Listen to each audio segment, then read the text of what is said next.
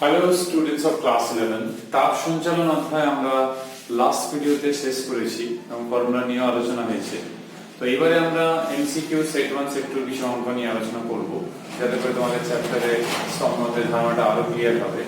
তো তোমাদের ছায়া প্রকাশনী বইতে এমসিকিউ রয়েছে। এমসিকিউ যেহেতু আমরা সবগুলোই আলোচনা করি, তো 39টা এমসিকিউ রয়েছে।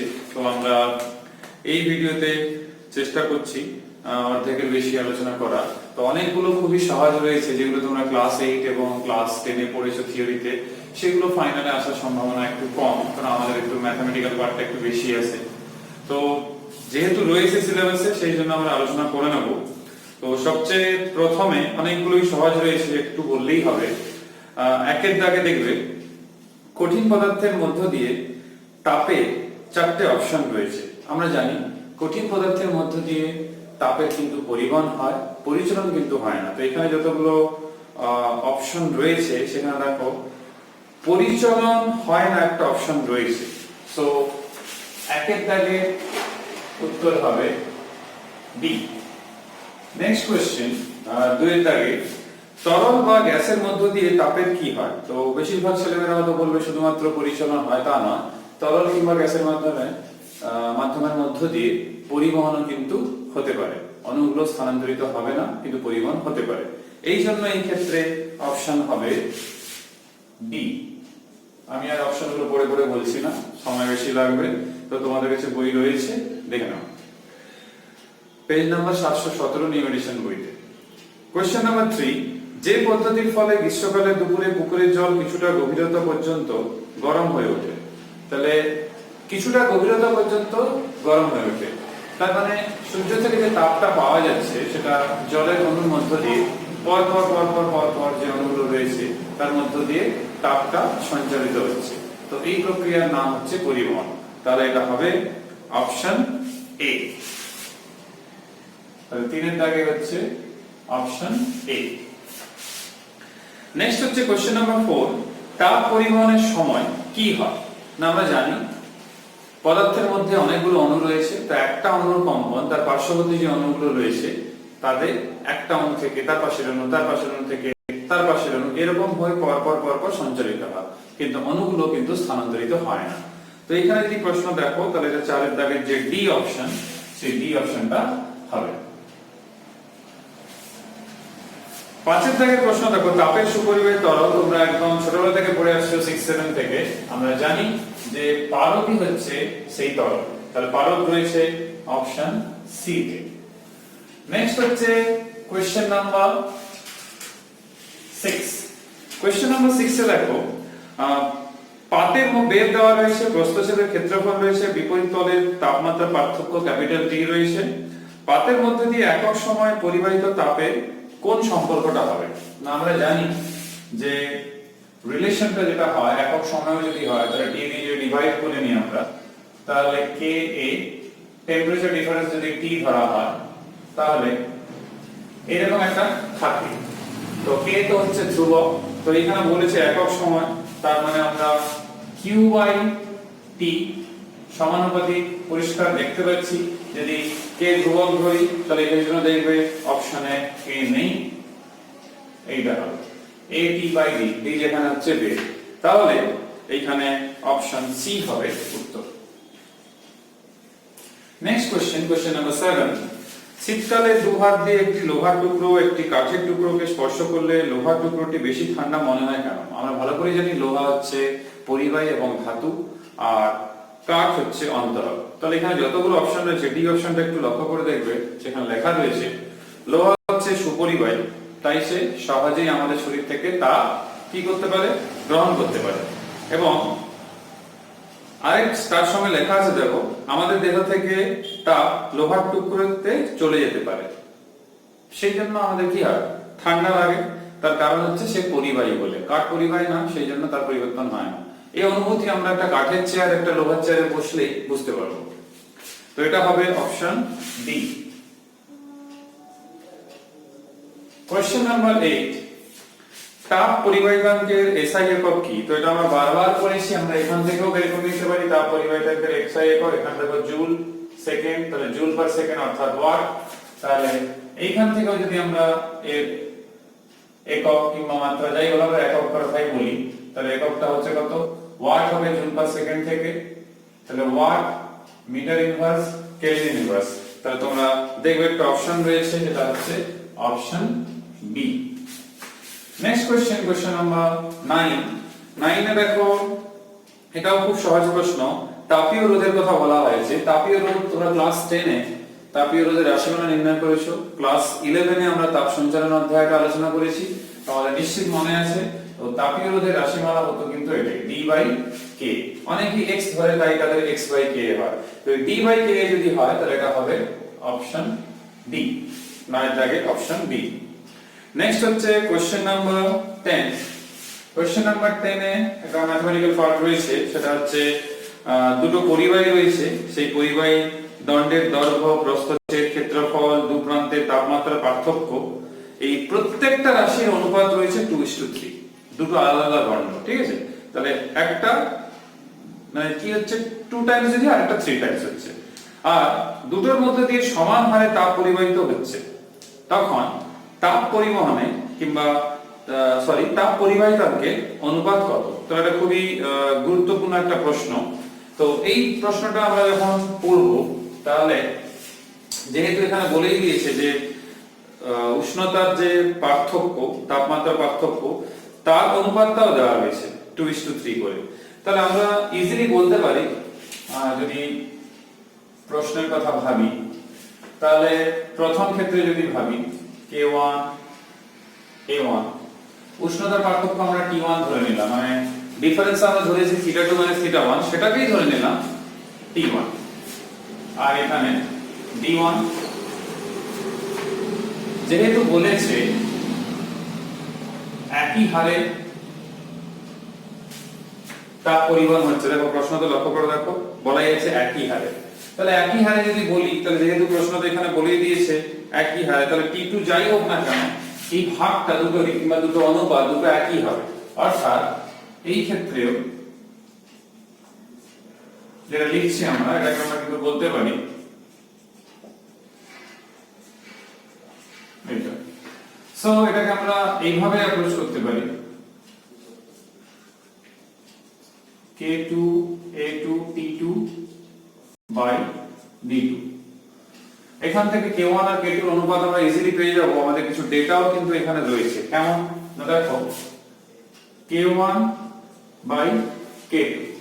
সো K1 বাই K2 যখনই করছি, তখন এখানে দেখো আমাদের কাছে যে ইনফরমেশন গুলো আসছে এখানে, সেটা হচ্ছে কি, এগুলো আসছে।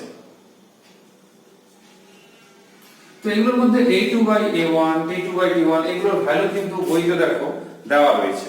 সো এই ভ্যালু যদি আমি বসাই, তাহলে আমি এটা পাচ্ছি কত, 3/2, কারণ 2:3 ছিল, A1:A2 ছিল 2:3, তাহলে A2:A1 কত হবে, 3/2, অর্থাৎ 3:2। নেক্সট কত, এটাও হচ্ছে 3:2, আর এটা হচ্ছে 2:3। সো এখানে যদি আমরা লক্ষ্য করে দেখি, আলটিমেট কিন্তু থাকছে 3/2, অর্থাৎ K1:K2 দাঁড়াচ্ছে 3:2। তো আমরা যদি অপশনগুলো দেখি, তাহলে অপশন বি তে এই জিনিসটা কিন্তু আছে, তাহলে এটা উত্তর হবে অপশন বি। Question number 11। কোন পদার্থে তাপীয় রোধাঙ্ক কিংবা তাপ রোধাঙ্ক বলতে আমরা কি বুঝি? তো এটা একদমই সহজ। তাপ রোধাঙ্ক আমরা পড়েছি। তো তাপ রোধাঙ্ক কি হয় না, তাপ পরিবাহিতাঙ্ক কিংবা তাপীয় পরিবাহিতা যাই বলো না কেন, তার অন্যান্য, তাহলে 1/k টাই হচ্ছে তাপীয় রোধাঙ্ক। তো এটা একটা রয়েছে, সেটা হচ্ছে অপশন সি। নেক্সট হচ্ছে কোশ্চেন নাম্বার 12, যেটা WBJE এর প্রশ্ন, কিন্তু সহজ প্রশ্ন। এটা কোনো সমস্যা হবে না তোমাদের, শুধুমাত্র দেখতে হবে একটা সেমিতে রয়েছে, সেটা মিটারে করে নিতে হবে। তো এখানে চৌড়া দেওয়া আছে 2 বর্গ মিটার। তো চৌড়া দেওয়া আছে মানে সেটা ক্ষেত্রফল, আর পুরু দেওয়া আছে তার মানে সেটা হচ্ছে বেগ। সো আমরা অঙ্ক করার সময় কিংবা থিওরি করার সময় তোমরা দেখবে এক্সাম্পল তোমাদের নিশ্চয়ই করেছে যে আমরা এই ফর্মুলা অনেকবার ইউজ করেছি, এটা সময় বেগ।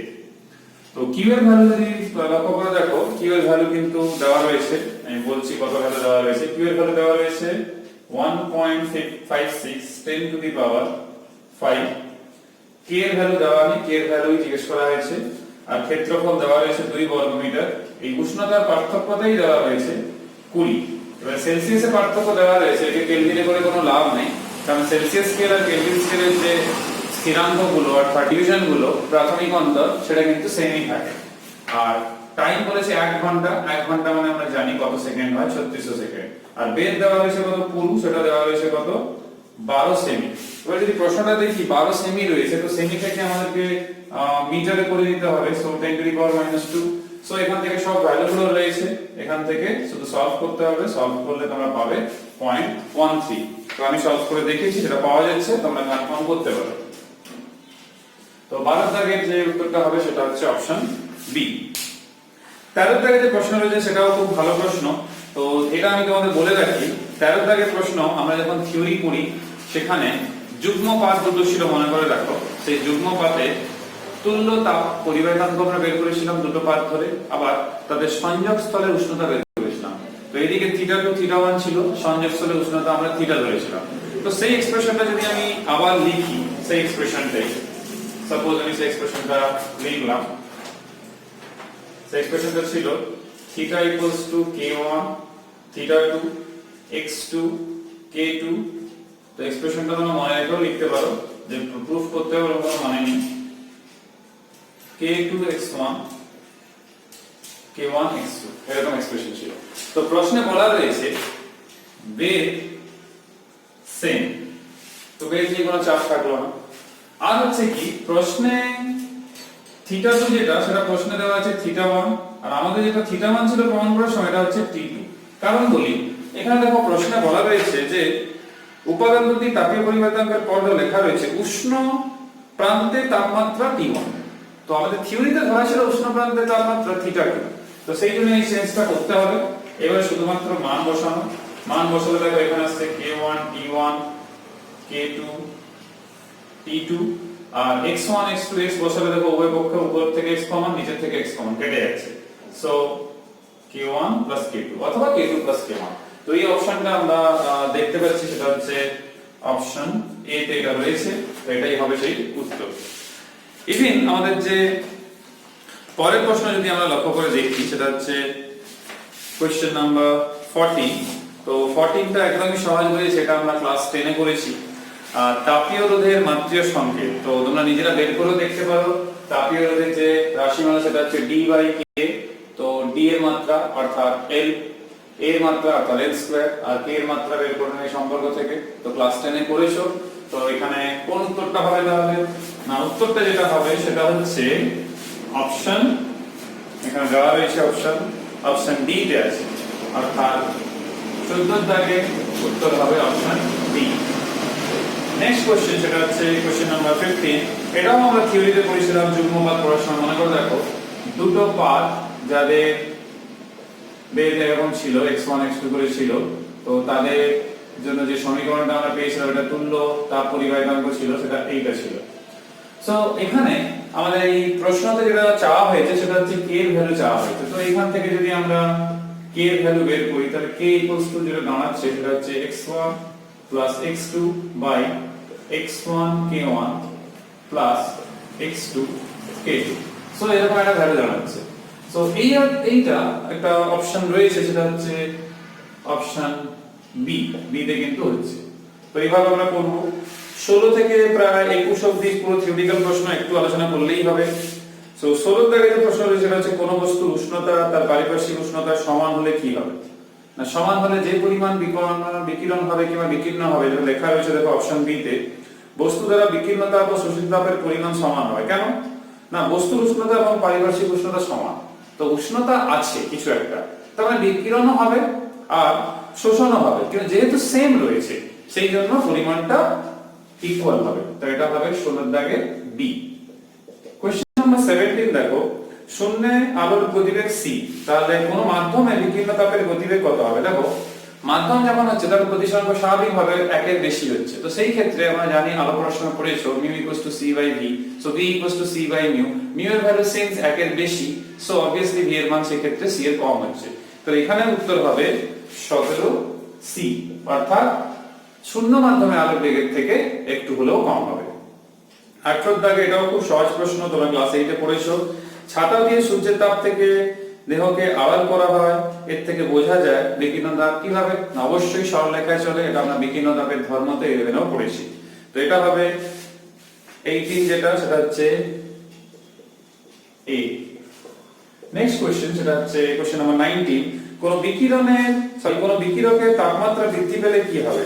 স্বাভাবিকভাবে তাপমাত্রা যদি বৃদ্ধি পায়, বেশি পরিমাণে শক্তি পরিমাণ হচ্ছে, অর্থাৎ তীব্রতাটা কিন্তু বাড়বে। তো সেই জন্য দেখো 19 এ হয় অপশন হবে A. Next question, question number 20। রান্নার পাত্রে যে গুণ থাকা কি কি থাকবে? যে সেজন্য বেশি শোষণ করতে পারে, তাড়াতাড়ি গরম হতে পারে, কারণ নিম্ন আপেক্ষিক তাপ হতে হবে, শোষণ করার ক্ষমতা বেশি হবে, আর কি উচ্চ তাপ পরিবাহিতা, বেশি পরিমাণ যেন তাপ ধরে রাখতে পারে। তারপরে যতগুলো অপশন আছে সবগুলোই ঠিক রয়েছে, অর্থাৎ 20 ডি সবকটি উত্তর ঠিক। 21 দাগে শীতকালে পশমের জামা ব্যবহার করা হচ্ছে কেন? না, পশম হচ্ছে তাপের খুব পরিবাহী, সেই জন্য দেখো একটা অপশন রয়েছে, অপশন এ। এটাও আমরা ক্লাস 8 এবং 10 এ পড়েছি। তো অত সহজ আমাদের ফাইনাল পরীক্ষা অ্যানুয়াল এক্সামিনেশনে আসা কিন্তু মুশকিল আছে। এবারে দেখো 22 দাগে একটা নিউমেরিক্যাল রয়েছে, তো এই নিউমেরিক্যাল নিয়ে আমরা আলোচনাটা করব। তো এখানে দণ্ডের উষ্ণতা রয়েছে, তো ক্যালকুলেশন তোমরাও করতে পারবে, কোনো অসুবিধা নেই। তো দণ্ডেতে যেটা রয়েছে, দণ্ডতে সেটা হচ্ছে 20 সেন্টিমিটার দৈর্ঘ্য রয়েছে, আর একটা প্রান্তে 100 আর একটা প্রান্তে হচ্ছে 0। তার মানে এটা হচ্ছে আমাদের যেহেতু 22 দাগ, তাহলে যদি আমি এইটাকে ধরি, তাহলে একটা প্রান্তে আমরা দেখতে পাচ্ছি 100 ডিগ্রি সেলসিয়াস, আর একটা প্রান্তে রয়েছে আমাদের 0 ডিগ্রি সেলসিয়াস। সো প্রশ্ন দেখো বলা রয়েছে যে এ থেকে, অর্থাৎ নামও দেওয়া রয়েছে, এ থেকে 6 সেন্টিমিটার, তাহলে সাপোজ এই মার্কিংটা হচ্ছে 6 সেন্টিমিটার। তো এ থেকে 6 সেন্টিমিটার দূরে দণ্ডের উষ্ণতা কত হবে, এইটা জিজ্ঞেস করা হয়েছে। তো তাপের পরিমাণ, যে পরিমাণটা দণ্ডের ভিতর দিয়ে, সেটা যদি Q/T হয়, আর আমাদের যে উষ্ণতাগুলো যদি আমরা ধরে চলি, যে উষ্ণতাটা হয়, তো আমরা ফর্মুলাও জানি, যে ফর্মুলাটা আমরা এখানে লিখেছিলাম, দেখো Q = K θ2 - θ1 × T/D। তো তাপ পরিবহনের হার, তাহলে T-টাকে আমরা নিচে নিয়ে চলে আসতে পারি, তাহলে ফর্মুলা সেটাই থাকবে। তো এই ক্ষেত্রে আমরা Q/T তাহলে কি করতে পারি? K যদি তাপ পরিবাহিতাঙ্ক হয়, কারণ একটাই দণ্ড রয়েছে, তাহলে আর এদের বেদের কথা তো আমরা জানি না, কতটা রয়েছে বেদ কিংবা কতটা ক্ষেত্রফল, সেটা নিয়ে কিছু বলা নেই। তো আমরা কাজ করব, সেই ক্ষেত্রফলটাকে আমি আলফা ধরলাম, অর্থাৎ প্রস্থচ্ছেদের ক্ষেত্রফলকে আমি আলফা ধরলাম, কারণ এ ধরতে পারছি না, এই কারণে এ অলরেডি একটা নাম রয়েছে, তাহলে আলফা ধরলাম। আর উষ্ণতার পার্থক্য কিন্তু এখানে দেখো বলা রয়েছে যে কত, না এ থেকে 6 সেন্টিমিটার দূরে দণ্ডের উষ্ণতা কত হবে। তাহলে আমরা এইভাবে বলতে পারি যে এ থেকে 6 সেন্টিমিটার দূরে যদি এই লেভেলটা হয়, তাহলে এই উষ্ণতাটা আমি বললাম থিটা। ঠিক আছে? তো এই পরিস্থিতিতে আমাদের যেটা মাথায় রাখতে হবে, সেটা হচ্ছে যে পরিমাণ তাপ পরিবহন হচ্ছে 100 থেকে 0 ডিগ্রি সেলসিয়াস ডিফারেন্সের জন্য, যদি আমি ধরি, অর্থাৎ, আর তখন প্রশ্ন দেখো বলাই রয়েছে, তখন দণ্ডের দৈর্ঘ্য কত ছিল? 20 সেন্টিমিটার। সো আমরা বলতে পারি এই পরিমাণ। আর যখন আমি শুধু এইটা ধরবো, তাহলে বুঝতেই পারছো, এরকম যদি আমরা ক্যালকুলেশন করি, আর তখন দূরত্ব কত, না 6, আমরা সিরিয়াসই করছি, জাস্ট এটাকে সমাধান করে দেখো, এটা কেটে যাচ্ছে, এটা কেটে যাচ্ছে, শুধুমাত্র এখান থেকে থিটাটা বের করা। তো থিটাটা বের করলে যেটা পাওয়া যাচ্ছে, সেটা হচ্ছে 70 ডিগ্রি সেলসিয়াস। তাহলে এখানে অপশন রয়েছে, সেটা হচ্ছে অপশন সি, সেটাই হবে। কারণ দেখো শুধু তাপ পরিবহনের হার থেকেই আসছে, কারণ হচ্ছে এইখানে যে টেম্পারেচারটা আমরা ধরছি, তো স্বাভাবিকভাবে এইখান থেকে এখানে, আবার এখান থেকে এখানে, সেই জন্যই আমরা চাইলে এভাবেও করতে পারি, মানে 100 থেকে থিটা, আবার থিটা থেকে করে। তো সবচেয়ে সহজ, যেহেতু যে পরিমাণ তাপ পরিবহন হচ্ছে এখান থেকে এই অবধি, সেটা একটা নির্দিষ্ট পরিমাণ রয়েছে, তো সেই তাপ পরিবহন ডেফিনেটলি এখান থেকেও হবে। যদি না হয় এখান থেকে, তো সেই পরিমাণ তাপ এখান থেকে এলো কি করে? কারণ প্রশ্নটা তো এখানে পরিষ্কার বলাই রয়েছে যে তাপীয় সাম্য অবস্থা রয়েছে। তো তাপীয় সাম্য অবস্থা মানে যারা ওখান তো এই মাঝে আর কিন্তু কোনো রকম গন্ডগোলের কোনো ব্যাপার নেই, হয়তো টেম্পারেচার পরপর ফল করবে ঠিকই, কিন্তু তাপের পরিবহনের যে হার, সেটা কিন্তু মেনটেন হবে। সেই জন্য আমরা দুটোকে সমান করতে পারছি। কোশ্চেন নাম্বার 23-24 একদমই সহজ রয়েছে। স্পেশালি 23 হচ্ছে ধাতব টেবিলের উপরে রাখা 1 কাপ গরম চাপ যে পদ্ধতিতে তাপ হারায় তা হলো কি? না দেখো, শুধুমাত্র যে পরিবহন কি বিকিরণ হচ্ছে তা না, পরিবহন হচ্ছে, বিকিরণ হচ্ছে, পরিচালন হচ্ছে, তাই অত দ্রুত ঠান্ডা হয়ে যায়। এই জন্য এটা হবে অপশন ডি। সো 23 এর হবে অপশন ডি। নেক্সট হচ্ছে কোশ্চেন নাম্বার 24। তো কোশ্চেন নাম্বার 24 এটাও তোমরা জানো যে তাপ অন্তরক হিসাবে বায়ু অপেক্ষা ফেল্ডের ব্যবহার বেশি। কেন বায়ুর তুলনায় ফেল্ড বেশি ব্যবহার করা হচ্ছে? দেখো, তাপ সঞ্চালনে যে তিনটে প্রক্রিয়া রয়েছে সেটা হচ্ছে পরিবহন, পরিচালন, বিকিরণ। তার মধ্যে পরিবহন কঠিন মাধ্যমে, পরিচালন যেটা সেটা তরল এবং গ্যাসের মাধ্যমে হয়, আর বায়ু হচ্ছে গ্যাসের মাধ্যম। তার মানে কি পরিচালনের মধ্য দিয়ে তাপ সঞ্চালন হবে, তাহলে সেটা অন্তরক সম্পূর্ণভাবে হলো না, পরিবহন না হলেও পরিচালন হচ্ছে। কিন্তু ফেল্ডের মধ্য দিয়ে সে পরিচালন কি পরিবহন কোনোটাই কিন্তু হচ্ছে না। সেই জন্য অন্তরক হিসাবে ফেল্ড কিন্তু বেশি বেটার। তার মানে উত্তর হবে 24 এর দাগে, সেটা হচ্ছে বি। আর এরপরে যেহেতু আমাদের 25 কিংবা 26 এগুলো তো একটা ম্যাথমেটিক্যাল ব্যাপার রয়েছেই, তো তবুও 25টা যেহেতু আমাদের এখানে যে দণ্ড নিয়ে যেহেতু অঙ্ক রয়েছে, একটা দণ্ড নিয়ে আমরা এখানে অঙ্ক করছিলাম, তো সেই এতে বলবো 25 এর কথা যদি আলোচনা একটু করেই তাহলে মোর দ্যান 50% হয়ে যাবে। তোমাদের একটু মনে করাই যে থিওরি পড়ানোর সময় কিংবা এই যে অঙ্কটা আমরা দেখছিলাম নিউমেরিক্যাল করার সময়, এই ফর্মুলা, সো এই ফর্মুলাটা আবার লিখতে হবে, কিংবা আমি এই ফর্মুলাটা নিলেই হবে, বাকিগুলো যদি মুছে দিই তাহলেই হবে, কারণ এই ফর্মুলাটা দিয়ে অঙ্কটা হবে। তো আমরা এই ফর্মুলা দিয়ে তোমরা করতে পারো, না হলে তোমাদেরকে কি করতে হবে, এই দণ্ডটা যেহেতু বলেছে সংযোগস্থলের উষ্ণতা কত, তোমরা চাইলে সংযোগস্থলের উষ্ণতা ধরেও কিন্তু করতে পারো। কারণ একটা প্রান্ত দেখো তামা রয়েছে আর একটা ইস্পাত, অর্থাৎ এরকম রয়েছে, এই একটা অংশ একটা ডিফারেন্ট ম্যাটেরিয়াল, তার মানে এর তাপ পরিবেশনাঙ্ক আলাদা থেকে আলাদা। আবার বইতেও দেখবে এখানে 100 ডিগ্রি সেলসিয়াস, এটা 0 ডিগ্রি সেলসিয়াস অবধি রয়েছে, তো এটা আলাদা এটা আলাদা। সো এখানে এই যে k1 θ2 x2, এখানে k2 θ1 x1, এখানে k2 x1 k1 x2 এরকম রয়েছে। সো এই ক্ষেত্রে যেটা আমরা যদি ম্যাথমেটিক্যাল ফর্মুলা দিয়ে করতে হয় তাহলে এটা ইউজ করতে হবে, আর যদি আমরা ট্রেডিশনাল মেথডে করি তাহলে কি করতে হবে, এখানে দেখো এখানে বলাও রয়েছে এটা কত সেমি, এটা একটু বেশি নিতে হবে কারণ 18 সেমি আছে, এটা বলছে 6 সেমি,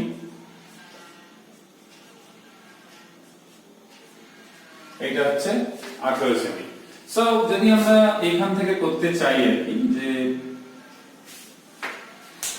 এটা 18 এটা 6, যদি এভাবে আমরা করতে চাই তাহলে কি হবে, না দেখো এটা 18 এটা 6, তাহলে এই পরিপ্রেক্ষিতে করতে হবে, এটা কিন্তু টেম্পারেচার ধরে নিতে হবে আমাদের থিটা। তো থিটা ধরে তোমাদের কি করতে হবে, না এখানে যেরকম আমরা একটু আগে যেরকম করেছি এই ক্ষেত্রে তোমরা এইভাবে করতে পারো, শুধুমাত্র মাথায় রাখতে হবে এই তাপ পরিবেশনাঙ্কের মানটা কিন্তু আলাদা, কোনটা কার কত গুণ সেটা বসাতে হবে। তাহলে আমরা এভাবে করতে পারি যে এটা 100, তো এখানে এটা থিটা ধরা রয়েছে, তাহলে আমরা দেখতে পারি এখান থেকে এখানে কতটা পরিমাণ তাপ পরিবহন হয়েছে, আবার এখানে 0 ডিগ্রি সেলসিয়াস, তাহলে এখান থেকে এখানে কতটা পরিমাণ হয়েছে। তার মানে আমরা এইভাবে, যেটা আমি এই অঙ্কটা বললাম বাইরে, সেইভাবে তোমরা করতে পারো। তা না হলে সরাসরি ফর্মুলা বসিয়েও কিন্তু আমরা উত্তরটা করতে পারি। আমি তোমাদের দেখাচ্ছি কিভাবে করা যাবে। সরাসরি এটাই ফর্মুলা, আমরা অন্য এমসিকিউ তে এটা প্রয়োগ করেছি। তো এখানে যদি ডেটা দেখা হয় যে প্রথমটা দ্বিতীয়টা কত, না 9 গুণ রয়েছে, তার মানে k1 এর মান, অর্থাৎ তামার যে তাপ পরিবাহিতাঙ্ক সেটা ইস্পাতের তাপ পরিবাহিতাঙ্কে 9 গুণ রয়েছে। তাহলে এখানে k1 এর জায়গায় 9 k2 বসাবো, তাহলে k2 এর মানের প্রয়োজন নেই, কারণ k2 কমন যাবে, নিচেও k2 কমন যাবে, তাহলে সেমনিও কেটে গেল। আর থাকলো x1 x2 আর θ1 θ2। তো যদি আমরা θ1 এর কথা বলি, তাহলে θ1 কত, 0 ডিগ্রি সেলসিয়াস, θ2 কত, 100 ডিগ্রি সেলসিয়াস। তাহলে এই দুটো মান থাকছে আর কি, তো 0 ডিগ্রি সেলসিয়াস এখানে 100 ডিগ্রি সেলসিয়াস, সেই মানটা আমরা পুট করতে পারি। তো সেটা একটা রাস্তা থাকছেই আমাদের কাছে, তো সেটাও আমরা বসিয়ে দিতে পারি। এরপর হচ্ছে x1 x2 যেটা রয়েছে আমাদের, তো x1 এর মান কত, x1 এর মান রয়েছে 18 সেমি, আর x2 এর মান রয়েছে আমাদের এখানে 6 সেন্টিমিটার। তো তাহলে তোমরা একটু সিম্পল ভাবে ভেবে রাখো, কত সহজ হয়ে গেল অঙ্কটা। এইখানে 9k2, তারপর তোমাদের যে ভ্যালুগুলো যেগুলো আমরা পেলাম এখনই, x2 মানে 6, এইটা হচ্ছে 100, এইখানে হচ্ছে শুধু k2, তারপর এটা হচ্ছে 0, তারপর এটা হচ্ছে 18, আর এদিকেও তাই যদি আমরা দেখি k2 যদি কমন নিই তাহলে x1 হচ্ছে 18, আর k1 যেহেতু 9k2 তাহলে 9, আর x2 হচ্ছে 6। তাহলে দেখো একটা তো 0ই হয়ে যাচ্ছে, তো এখান থেকে k2 দেখো এমনিও কেটে যাচ্ছে। তো এটা সলভ করলে যেটা পাওয়া যাচ্ছে দেখো এদিকে 54, এখানে আসছে কত 5400, আর এখানে 54, আর এদিকে 18। তো এরকম কিছু একটা ভ্যালু আসছে। তো এটা বসালে আমরা পাচ্ছি কত, এটা ডিভাইড করলে 75। তাহলে দেখো এখানে একটা অপশন রয়েছে, সেটা হচ্ছে অপশন সি। তো এইভাবে আমরা কিন্তু সরাসরি ফর্মুলা বসিয়ে কিন্তু করতে পারি, না হলে তোমাদের এইভাবে করতে হবে যেভাবে আমি করছিলাম। যেহেতু প্রশ্নটা একই রয়েছে, অসুবিধা কিছু নেই, সেগুলো কেটে যাবে এমনি। তো এটাও করতে পারো। তো একইভাবে আমাদের 26 এর দাগেও রয়েছে। তো 26 এর দাগের অঙ্কটা খুব গুরুত্বপূর্ণ অঙ্ক, কারণ আমার মনে হয় 25, 26 কিংবা 22 এগুলো গুরুত্বপূর্ণ। আমি আর দুটো আলোচনা করে, অর্থাৎ কোশ্চেন নাম্বার 28 অবধি আলোচনা করে থামিয়ে দিচ্ছি, আর বাকিগুলো আমরা নেক্সট ভিডিওতে আলোচনা করে নেব। তো 26 এর দাগের অঙ্কটা খুবই ভালো একটা প্রশ্ন, কারণ হচ্ছে এখানেও দেখো একই প্রস্থচ্ছেদের একই উপাদানের রয়েছে দণ্ডকে, এভাবে লাগানো হয়েছে, তার প্রত্যেকের দৈর্ঘ্য সমান রয়েছে। বাম এবং ডান প্রান্তের যথাক্রমে টেম্পারেচার গুলো দেওয়া রয়েছে 0 এবং 90 ডিগ্রি। তো দণ্ড তিনটি সংযোগস্থলের উষ্ণতা কত সেটা জিজ্ঞেস করা হয়েছে। তো এই জাতীয় অঙ্ক এন্ট্রান্সেও থাকে। তো এইটা করার সময় যেটা আমাদেরকে মাথায় রাখতে হবে সেটা হচ্ছে, আমি এখানটা বলছি, এই অ্যাপ্রোচটা যখন তোমরা করবে তখন যেটা মাথায় রাখবে সেটা হচ্ছে, প্রথমে দেখে নেবে যে এটা কত 0 ডিগ্রি সেলসিয়াস, আর এটা হচ্ছে আমাদের 90 ডিগ্রি সেলসিয়াস, এটা হচ্ছে 90 ডিগ্রি সেলসিয়াস। তো এই টেম্পারেচারটা হচ্ছে থিটা। সো এখানে বলেছে যে বিভেদ তল কিংবা সাম্য অবস্থা, এখানে পরিষ্কার বলা হয়েছে দেখো যে তিনটি সংযোগস্থলের উষ্ণতা কত। তো সাম্য অবস্থার কথাই বলা হচ্ছে। তো আমরা জানি যে সাম্য অবস্থায় যে তাপ পরিমাণে যেটা হ্রাস হয় সেটা ইকুয়াল থাকবে। তো এটাকে আমরা এইভাবে অ্যাপ্রোচ করতে পারি।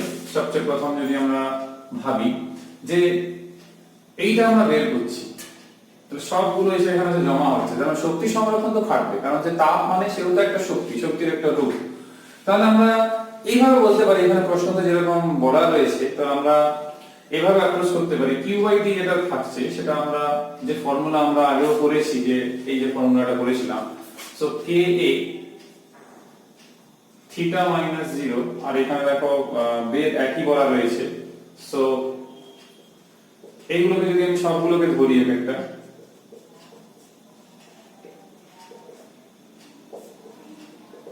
এদিকেও করতে পারি।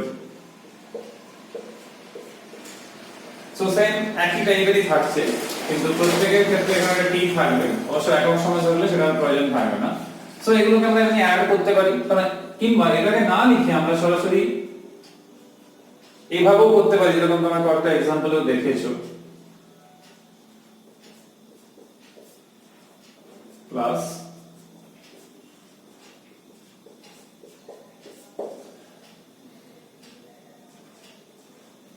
আর এদিকেও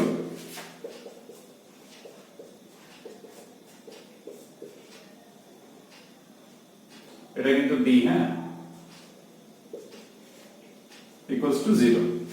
সো আমরা এখানে যা যা রয়েছে আমাদের এই ক্ষেত্রে সবগুলো যদি আমরা সেম ভাবে ভাবি, তো এখানে অনেকগুলো কমন টার্ম থাকছে, সেগুলো আমাদের এমনিও কাজে লাগছে না, এমনি পড়ে থাকবে। তো এখানে একটা মাইনাস থিটা থাকছে, এইদিকে 90 মাইনাস থিটা মানে 202 আসছে, তার মানে 180 মাইনাস 2 থিটা ইকুয়ালস টু 0। তো এটা তো can not be equals to 0। So এখান থেকে তোমরা লক্ষ্য করে দেখো থিটা ইকুয়ালস টু কিন্তু আসছে 60 ডিগ্রি সেলসিয়াস। তাহলে দেখো অপশন বি তে কিন্তু থাকছে 60 ডিগ্রি সেলসিয়াস। তো এই অঙ্কটা খুবই ভালো প্রশ্ন ছিল, আর এটা পরীক্ষাতে খুবই কাজে লাগতে পারে। এই যেটা আমাদের সেট 2 সেট 1 নিউমেরিক্যালস এর এরকম টাইপের প্রশ্ন রয়েছে, স্পেশালি সেট 2 তে তখনও কাজে লাগবে।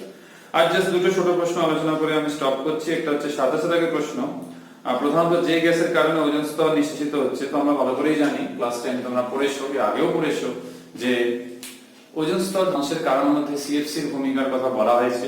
তো এখানে দেখবে তোমাদের অপশনে ডি রয়েছে সিএফসি অর্থাৎ ক্লোরোফ্লোরোকার্বন, সো 27 হবে ডি। তো এটা কোনোভাবেই ইম্পর্টেন্ট প্রশ্ন নয়, আসার সম্ভাবনা আমি মনে করি একদমই নেই। নেক্সট হচ্ছে 28 দাগের প্রশ্ন, তাপ সঞ্চালনের কোন পদ্ধতিটি অভিকর্ষ বলের উপর নির্ভরশীল? তোমরা বারবার এটা পড়েছো, ক্লাস 8 পড়েছিলে, সেটা হচ্ছে পরিচলন প্রক্রিয়া। তো এই জন্য পরিচলন বলে একটা অপশন রয়েছে, সেটাই হবে উত্তর। তাহলে 28 হবে অপশন বি। তো আর আমাদের বলতে গেলে প্রশ্ন যেটা রয়েছে 11টা প্রশ্ন রয়েছে, কিন্তু 11টাই খুব গুরুত্বপূর্ণ প্রশ্ন রয়েছে। 33 দাগের প্রশ্ন বাদ দিয়ে বাকি যতগুলো প্রশ্ন রয়েছে সেগুলো কিন্তু খুবই গুরুত্বপূর্ণ এখানে এন্ট্রান্সের জন্য। তো সেগুলোর জন্য আমি পরের ভিডিওটা রাখলাম, সেটাতে আমরা আলোচনা করব। তারপরে আমি সেট 1 আর সেট 2 কিছু নিউমেরিক্যালস আলোচনা করব, সেগুলোতে একটু ক্যালকুলেশন বেশি। আমি প্রসেসটা বলে দেবো সেট 1 সেট 2 তে, ক্যালকুলেশন তোমরা করে উত্তর নিজেরা মিলিয়ে নেবে, তাহলে একটু তাড়াতাড়ি হবে। সবাই সুস্থ থেকো, ভালো থেকো। পরের ভিডিওতে আবার বাকি এমসিকিউ নিয়ে আলোচনা হবে। Till then, by.